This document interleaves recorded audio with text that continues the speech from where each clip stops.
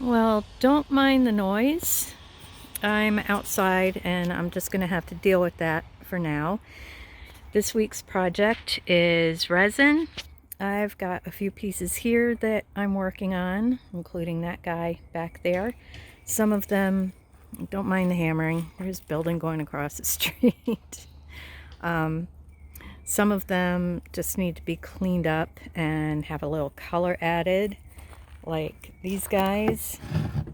Paint's a little chipped, and I'm going to clean that up real good and do a little airbrush acrylic on that.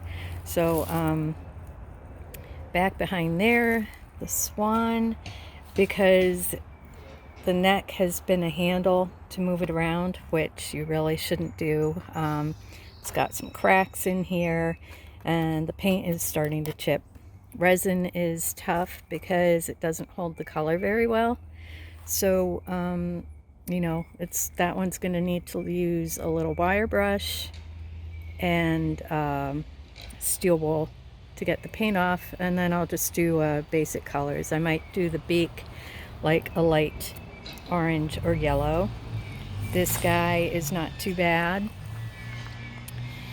Paint's a little chipped, and really all I need is that I'm going to do with this one is just go over it with some flat black enamel.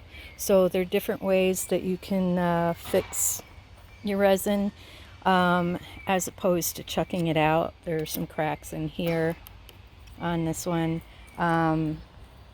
because plastic is forever. So these are never going to deteriorate in the landfill. Last week, in my last video, I did some repair on these pots that go with the Water Girl. I used epoxy putty down here. I'm totally not a fan. This is still soft. I'm going to have to scrape most of that off. It really didn't cure very well at all. And also, it still stinks too. Phew. Also, the chain was really rusted. So I took the chain off, and the hooks are really rusty, and I figured I'd try experimenting with contact cement over the hooks. I'm going to see how they hold up. But I am probably, if this was a customer's job, I would not do that. But I'm trying out a few different things on different pieces to see how they go. But anyway, what I typically would do, and probably still will, drill a new hole next to that one and just put a new hook in there. But for now, we're just experimenting on my own pieces. Water Girl, you can see her neck wobbling around. Yes, I can. Her neck, once again, I always picked it up by the head. My bad. So her neck needs to be sealed. And you can fix stuff like that. You know, it doesn't really, it just needs a little TLC. And I'm, you know, not going to throw it out. These pieces are kind of expensive. So I want to get more life out of them. Humpty Dumpty back here just has a little chipped paint. I'm not even going to repaint this this year. He sits in back on top of the waterfall for my water garden, and it's not that bad that I'm going to put too much time.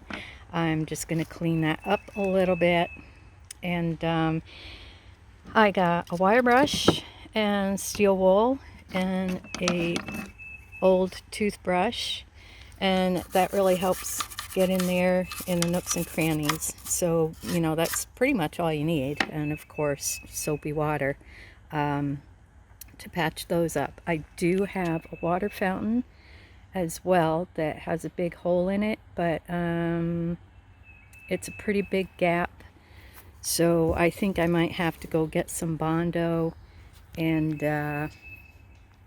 do it the old-fashioned way, because that putty just is not working out for me. So anyway, these are a few of the pieces, that I've got. I'm going to clean them up and get to work on them. It's a beautiful day, perfect temperature. There's no dust or pollen in the air, no wind, and no bugs to stick to any paint that I put on. So let's get going and see how far I get today. Alright, so it's been a productive day. The weather was really nice, but it is starting to cool down. And being Connecticut, it was 70 degrees today, and we're expecting snow tomorrow, and probably temps in 35 degrees. So I'm going to have to bring what I worked on inside the garage, keep it nice and warm overnight and not let any moisture get in there. All right, so the kitty cats, they're all cleaned up, and I'm going to take them in and hit them with the airbrush.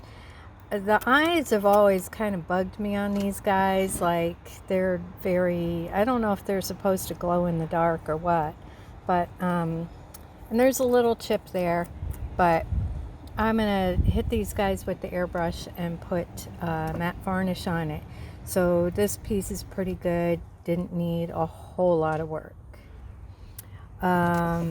Okay, so going back to the planter, I still can't find my chain to fix that up. The epoxy putty is still soft, and the weather has been really good.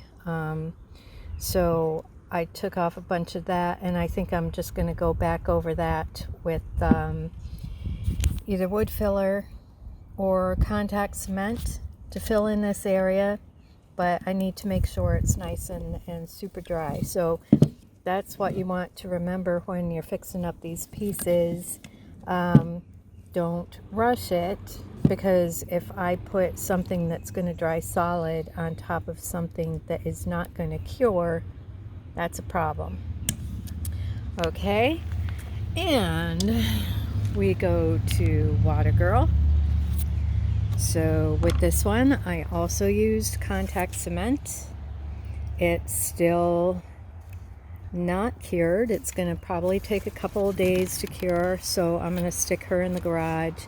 And so what I did, like her head, I could have popped her head completely off. I bent her head all the way forward as much as I could, added the contact cement, and then strapped her head down, and it looks good. So you can still see the crack, but what I like about contact cement is I know I can paint over it, and I'll, put a little filler. And I like to use that when I'm not going to be painting the piece, because it's clear, and you'll see what I did to the swan in a little bit. But another point to remember, don't pick them up by the head. It puts a lot of pressure on that part that I broke off. Okay, so we'll get back to the swan. But in my last video, I did planters. This is a resin piece here that needed to be repainted really bad, and it had a hole right in here. So I used a plant tag and good old contact cement to put the tag on, and I was going to use the epoxy putty to seal the edges, but I'm not. I'm going to go get me some Bondo because I need it for this piece here, which turned out to be quite a bit more work than I expected. So I took a wire brush over the whole thing, and the paint really started to come off. But what I started to notice, and I can't tell if you can see it there, she kind of brought out her own beauty, like a rustic look to it, because some of the paint stuck, some of the paint did not. there were a ton of cracks in here. Maybe you can see that one in there. So if you see here, I put some wood filler in here for the wings. The wings were starting to deteriorate and break off. I left this one, try and switch hands, get the shadow out of there. I left this one untouched so far, so you can kind of look to see how much they're breaking off. So put a little wood filler in there that I know I can kind of carve out certain elements. The tip of the wing, there were a lot of cracks in here. So this is the point where I take a step back, and you have to kind of figure out, where do you want to go from here? Because I was just going to, there we go.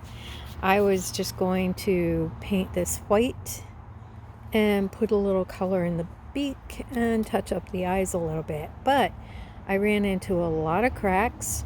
I filled those up.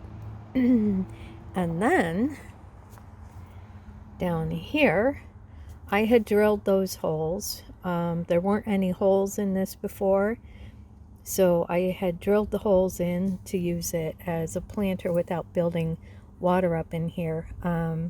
But the thing is that it is hollow inside, so the holes didn't go through solid plastic.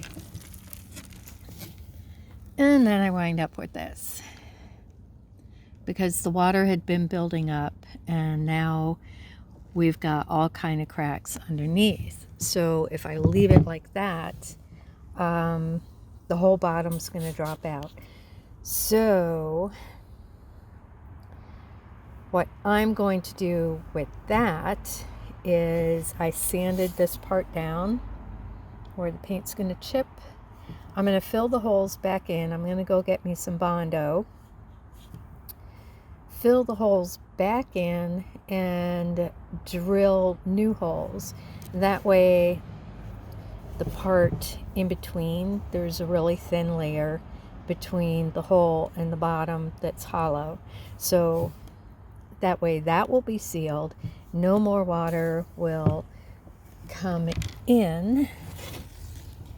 And I'm gonna have to take some Bondo putty and really seal that bottom up, because once that gives out, the whole thing is shot.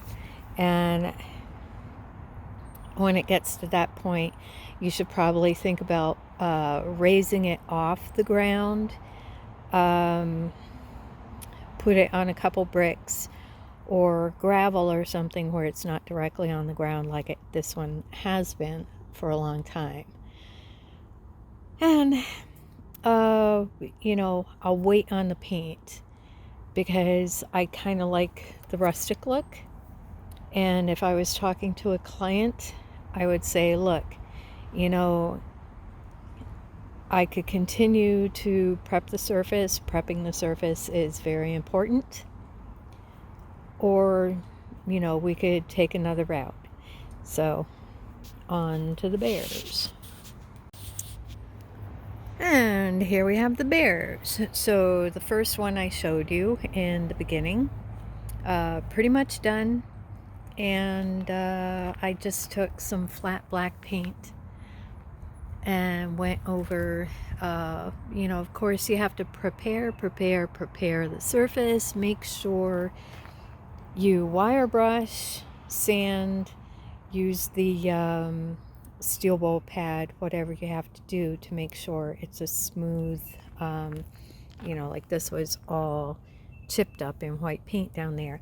And the other thing that you should take care to do, look at it from the top, not just forward, because I sprayed it up here on the bench and then put it on the ground, and there was a whole ton of other stuff in there. So, you know, your option on painting a piece like this is, you know, for me personally, I like the little tone in there, so I'm going to take it and put the airbrush on it and give it a little bit of a muzzle, a little bit of a shine to the eye and the nose, and leave it like that for now. And this guy I pulled out of the front, who was in pretty much the same condition. Just the sides though, you know, they tend to start to fade out in the same area. So same thing, cleaned it up real good, and hubby wanted a gloss coat on this one, and we changed the top to a bright gold, and his muzzle was a faded brown. I sprayed a little bit of that gold on there, and it kind of picked up some accents in the eyebrows and the eyes. I'm going to leave it like that for now, because I have a whole bunch of other pieces to work on, and these two are in pretty good shape. So the weather is really starting to chill out, and we're going to have some pretty chilly days compared to today. Was up into the 70s. Perfect weather for doing this kind of work. Otherwise I would have had to do it inside. And as I mentioned before, there was no wind, it's not buggy, and the pollen has not kicked up yet. So that's something to consider when you start painting your pieces, especially with the enamels that are going to take a little bit longer to dry. So for now, everybody's going to go inside out of the rain and possible snow that's coming, and you know, the cool weather. So everybody's going to cure inside, and meanwhile I will take the airbrush and hit a couple of the other pieces I mentioned, and that's pretty much it. You know, hopefully, you know, these pieces, they cost us money, and they, you know, resin is a plastic and a fiberglass sometimes inside there that lasts forever. So, you know, it makes more sense to put a little TLC into your pieces. Don't let them get so deteriorated like some of mine did, because I've got so much other work to do. These get put on the back burner. But it helped me to kind of work on all of these at the same time, because I had all my materials. I had my bonding materials. I had my paints, the weather. It was a perfect day. So I grouped them all together and got a lot of work done on these guys. And I'll show you how the kitty cats come out and what I decide to do with the swan. So the little kittens are cleaned up and ready for a coat of paint. The front is faded because that is the side that is facing the sun. Backs aren't too bad. There weren't any cracks in here. So certain colors definitely faded more than others, like the little pink noses and tongues, and I'll put a little pink in the ears, touch up their eyeballs, and it's pretty chilly out now, so that'll get done inside. I'm going to brighten up the welcome letters too. So this should be a pretty easy fix. Look at the difference on these guys. Isn't that great? I should have done that a long time ago, because it always was kind of a crappy color. So I added some life and fixed up those creepy looking eyes. I used acrylic paint And then once the weather, it's very chilly out here today, so once the weather warms up, I'm going to put a matte varnish on there. They'll look so much better. And the swan, that's got to wait until I get some Bondo, which I need anyway because I have a large water fountain with a big gap in it. So that definitely needs Bondo and filler. So I'll be working on those another day. For now, I'm done. And I don't know if you can see her back there. Is my wild cat peeking out under the deck to give her seal of approval to the kittens. I can't reduce that. All right, so anyway, hopefully you got a few ideas on how you can fix your own resin pieces. You just got to put a little work into them, and it helps to do a few pieces at the same time, because if you have one, I'm sure you have more in your yard. And you know, fix them up, keep them out of the landfill. And they really do, like, look at the difference in this one. There was like no life in this one piece, but I'm glad I worked on this one, and you can too. In my next video, I've been pretty busy over the past couple weeks. Next I'll be working on all of my metal pieces. I've got statuary, I've got bird bath, wrought iron, aluminum, all kinds of stuff. A lot of rust. So I'll be working on that and giving you a few pointers on how you can work on your own pieces. And once again, if you need help with any of your projects, reach out to me, and I could either do something virtual or work on it in person if you're in the area. So have a great day and come on back. Thanks for visiting.